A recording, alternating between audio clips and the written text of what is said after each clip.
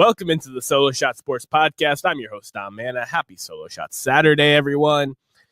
Here from the ETV Community Media Center on Fall Fest weekend here in East Haven.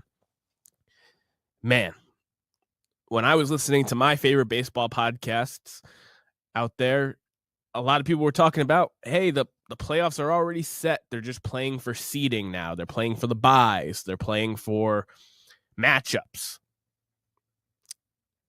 And as we look at things today, you could still argue that for the National League. The San Francisco Giants are the team closest to the third wild card right now. They're 4 games back of the Padres. Does anyone realistically see the Giants, with how they've played and how they sold the trade deadline, making that push? No, but mathematically it's possible. Then there's the Diamondbacks, 5.5 games back. They killed my Red Sox last night. Mathematically possible. I don't expect it. They also sold to the trade deadline. Then there's the Cincinnati Reds that are 6 games back from the wild card. They have been improved this year. They bought a little bit at the trade deadline. But I don't think that I expect them to make a 6-game leap with how good the playoff teams in the National League picture are right now. So it's really just all about seeding. Right now, the Mets and the Padres have the same exact record, tied for wild card positioning. The Mets right now have the tiebreaker. The Dodgers are 2 games up on the Padres, and the Mets are 6 games back on the Phillies. Could either one of those teams close that gap? I guess we will see. The Cubs are the number 1 wild card right now, 5 games up, but still 6 games back in the division from Milwaukee, who's been an absolute wagon. But I think those are the 6 playoff teams in the National League. You can say the playoffs are already set. It's just who gets the other bye with Milwaukee, who wins the NL West. Those are questions that we will find out as this September plays out. But in the American League, it's far from over, folks. The Seattle Mariners have lost 4 straight. They're 3-7 in their last 10. And they currently have a half-game lead on the third wild card over the Texas Rangers, who are in their own division. They have games left against each other. Then the Kansas City Royals, a playoff team from last year that, despite injuries, bought a little bit at the trade deadline, 1 game back from the third wild card spot. The Tampa Bay Rays, who have just beaten the Mariners back-to-back days, 2 games back in the wild card from that third spot. And the Cleveland Guardians, a team that I thought was going to be a for sure playoff team, 2.5 games back. So in striking distance if the Mariners continue to slide. It's going to be really interesting, folks. The Seattle Mariners, I think, need to make the postseason for Cal Raleigh to really have a shot at stealing the MVP from Aaron Judge. And they have not been playing great baseball as of late. Can they finish out the season strong and make the postseason? Absolutely. But another bad 10-game stretch, and we'll have a game of musical chairs. Texas Rangers might hold that spot for a couple of games. The Royals might sneak in there. I could even see the Rays or the Guardians moving up the ranks and being in that third wildcard chair.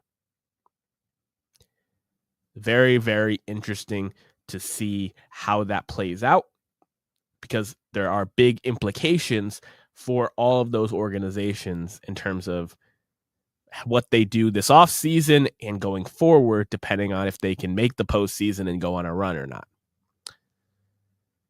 And speaking of the AL wild card, my Boston Red Sox suffered a absolute gut punch earlier this week as superstar 21-year-old Roman Anthony went on the IL with a it pains me to say this. Roman Anthony on the injured list, 4 to 6 week diagnosis, and he shouldn't have had to been the savior for this team. This lineup was supposed to be just scary, 1 through 4 heading into the season. Duran, who was a down ballot MVP guy, Devers, who's one of the best hitters in franchise history, Bregman, their big free agent acquisition, and Tristan Casas finally coming into form. And as we go into play now, instead of Roman Anthony being the 4 or 5 hitter in that lineup and really having a scary start for all pitchers facing them, Devers has been traded. Casas is out for the year. Roman Anthony is not going to play again this regular season. And Jarren Duran, who I love, had an inside the park home run for the first time in his career, hasn't been the down ballot MVP guy of a year ago. So the Red Sox, who have a 4.5 game lead on the Mariners, so they're 5+ games up on all those musical chair teams I just talked about, they've lost 2 straight since the Roman Anthony injury. And I really hope that they're able to survive this. I think the cushion is big enough where they can slide a little bit here and still play winning baseball the rest of the way and make the postseason for the first time since 2021.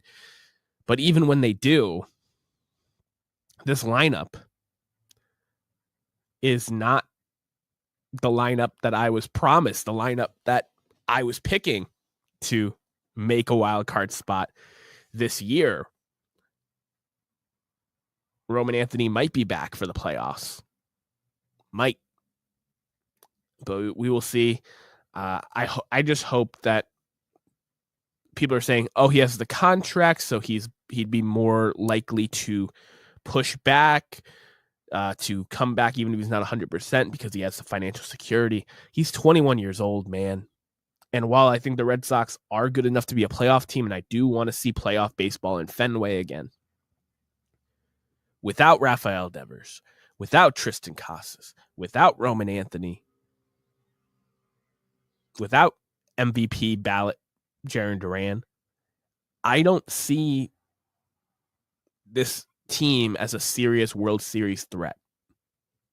Could they win it all? Absolutely. All you have to do is get into the dance to have a shot. But this seems like an absolute blow, and it comes off of them extending Aroldis Chapman, who has had a career resurgence due to allegedly the pitch comm telling him fastball inside or outside, low or high, so he would direct his fastball that he's been famously known for all these years, struck out over 1,000 batters, one of 14 relievers ever to do so. He's done that without ever trying to locate his fastball. He just throws it. That to me was just a ridiculous story. But Aroldis Chapman's been nails this year. He's a guy who's going to get Hall of Fame consideration down the line. And a guy who they did not trade at the trade deadline when relievers were going for an absolute premium because of how good they were playing with Roman Anthony in this lineup. So really, really tough for my Sox. I'm going to be with them till the end, even if I don't believe that this is the year. But sometimes the baseball gods let you know. And this is a very humbling time here on what's been a mostly fun season. But on a more positive note, we can talk home run chase here with a month left to play. And when people say home run chase, they're like, what are they chasing? What could they possibly be chasing in Major League Baseball in terms of home runs? The single season home run record is 73. Nobody's on pace for 73 home runs. Well, when Aaron Judge hit 62 in 2022, not only did he get deemed the AL record holder, but to a lot of people, he was deemed the true single season home run record holder because he did it clean. Now, I've said this before. I totally believe that Sosa, McGuire, Bonds were using steroids, but baseball was not condemning it at the time. Baseball was not suspending them, and they never served a suspension or penalty from Major League Baseball for potential steroid use. So to me, Barry Bonds is still the single season home run king, National League or MLB. But the home run chase now is, we were talking about a record 5 hitters at the All-Star break having 35 plus home runs. Right now, there are 6 players in Major League Baseball with 40. Cal Raleigh is only 4 away from having the single season home run record for a switch hitter, which was Mickey Mantle. If he's able to do that, huge, huge, huge thing. But we have really 4 guys. I'm still going to give Judge a shot, even though he hasn't looked good since coming back from injury. 4 guys that have the chance to hit 60 this year. It would take a big month from all of them, but it's very much in play. And if Cal Raleigh is able to get 61, 62 home runs and the Mariners make the playoffs, I think that will be enough for most writers to give him the MVP due to Judge fatigue, both in the actual sense of voter fatigue for the best player in the American League, as well as Judge fatiguing since he's been back from the All-Star break, back from the injury. So if Cal Raleigh is able to do that home run chase, him to get 61 plus, I think that's huge for his MVP chances. Now, Kyle Schwarber has 49 home runs. If Kyle Schwarber in a contract year hits 60 plus, he's going to get $100+ million on the open market. That's a lot for a 33-year-old, DH only kind of guy. But Kyle Schwarber has been one of the best home run hitters in baseball over his time in Philadelphia. Shohei Ohtani, the forgotten man who just struck out, had a 101 mile per hour strikeout last night. 46 home runs. Despite that 4 home run game by Schwarber, he's still 3 away from winning the National League crown. Ohtani could have a 14 home run month and hit 60 plus, which clean would be looked at in a special way, even though there are multiple National League hitters that have more than 60 home runs in a season. And Aaron Judge, like I said, I'm not going to count him out, but 17 home runs away from 60. That would be a historic month. Not many months in baseball history have more than 17 home runs. But Aaron Judge is such a freak that I could see him getting hot and doing that. Now, the last time there was multiple 60 home run hitters in a season, you have to go way back to 2001. In that season, it was Bonds with the record 73 and Sosa was 64. It's been 24 years, people, since there's been multiple 60 home run guys. And even in that season, there was 4 batters to hit 50 plus. We should have 4 guys that hit 50 plus, because even the guys that I didn't mention that have no shot at 60, but have 40 plus right now. Suarez is 8 away from 50. Caminero is 9 away from 50. And Juan Soto, who just had a great month of August, is 13 away from 50. We very well could have 5 50 home run hitters, which would be historic. It could be as many as 7. So these are guys to watch in the box score throughout your season, no matter if your team is playing playoff musical chairs, your team already has a playoff spot locked up, or your team has been out of it for a while. I just gave you 7 guys that are on 6 different teams that you can watch on a nightly basis, whether it's on TV, on the radio, or getting your butt out to a ballpark. That's 7 guys to really box score watch the rest of the way. Here at the Solo Shot Sports Podcast, we had to throw it back down the third baseline to this day in baseball history. And September 6th had a ton of options for me to choose from. There was Hall of Fame births and with Red Faber in 1888, as well as a Hall of Fame death with the great Lou Brock on this date in 2020. We lost him, my birthday buddy. There was the 100,000th game in Major League Baseball history, played in 1973 on this date. There's now been over 230,000 Major League Baseball games played. So that's just a crazy perspective about watching these games, both live as well as on TV. But the real number for today doesn't have to do with 9-6.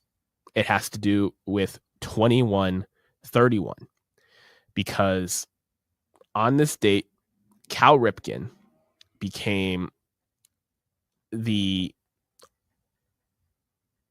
all-time consecutive game streak holder in Major League Baseball history. 1995, he broke Lou Gehrig's long-standing record, which earned him the nickname of baseball's Iron Man.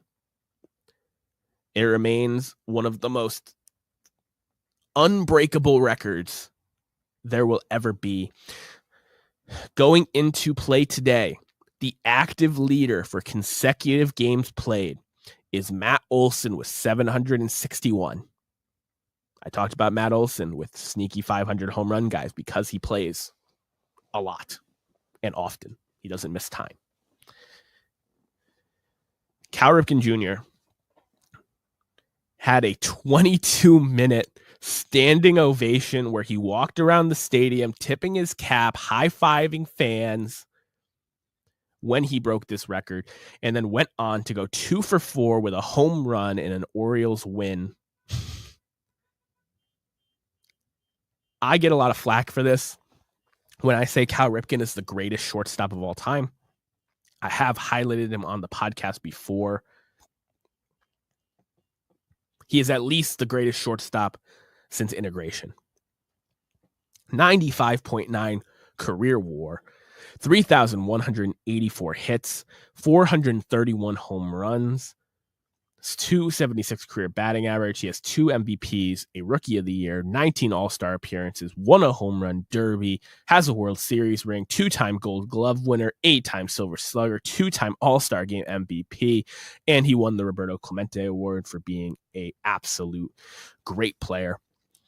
He has 2 of the greatest shortstop seasons of all time in 1984 and 1991, which were his 2 MVP seasons. He led the league in WAR 3 separate times, those 2 as well as 1983 for the World Series champion Orioles. He led the league in at-bats twice, in runs once, in hits once, in doubles once, in total bases once. The man compiled such a great career, and he revolutionized the shortstop position. He was 6'4". The most shortstops were 5'10" and under until he came along. And that big athletic power hitter that was typically put in a corner outfield position or at third base became eligible to be the shortstop. And I would argue that Cal Ripken's ability to play shortstop at his size and speed and skill level is where the entire stereotype has been with Little League baseball all the way to high school and college, where you put your best player at shortstop. That's why when you look at the MLB draft this year, there's a record amount of shortstops taken in the first round. A lot of those guys aren't going to play shortstop in the big leagues, but you put your best athlete, you put your best player at the shortstop position because it's one of the most important ones defensively. They need to have the range, the talent to play that spot. And Cal Ripken, despite the 2 Gold Gloves, was a fantastic defensive shortstop. You do not get 95.9 career WAR with being a bad defender. Just one of the all-time great players with one of the all-time great moments. Passing Lou Gehrig on this date in 1995, 2131 will go down as the most synonymous number with Cal Ripken.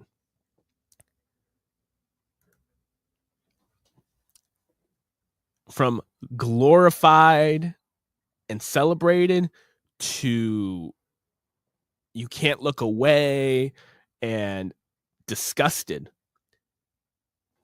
This can't be real life, folks. Astros pitcher Framber Valdez crossed up his own catcher after giving up a grand slam against the Yankees, crossed up his own catcher and hit him in the chest. I'm going to give credit to the Baseball is Dead folks, one of the best in the game. They did a great 2-part overture of the entire thing with sound bites of post-game interviews to quotes that came out from agents after. Framber Valdez lied through his teeth, got caught in his lies, and his agent defended him. I understand Framber Valdez is a proven ace in this league. I understand he is a upcoming free agent and is set to make a bunch of money. I understand that the catcher, Cesar Salazar was very, very young into his Major League Baseball career, has 56 career at-bats. This cannot be real life. This cannot be allowed. This cannot just be glossed over. So please go check out the video, check out the interviews, check out the Baseball is Dead coverage of this, because this just feels like something that in all the simulations possible wouldn't be a real thing, where there's no discipline handed out by the league, by the team, by anyone. It's just been glossed over. No, he didn't mean it. It was a miscommunication. We're good. Everything. Like, no. To see any pitcher cross up and hit their own catcher, they talked about it as well.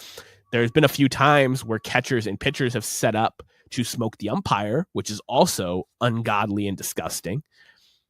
But to do it to your own teammate, no players are going to want Framber Valdez on their team next year.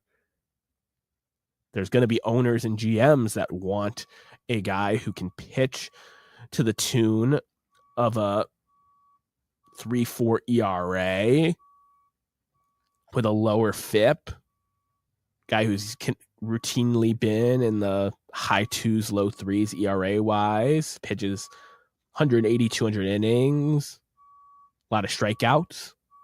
He's a great pitcher. Big part of the reason why the Astros won the World Series in 2022. But man, I could not believe my eyes when I saw it on Twitter.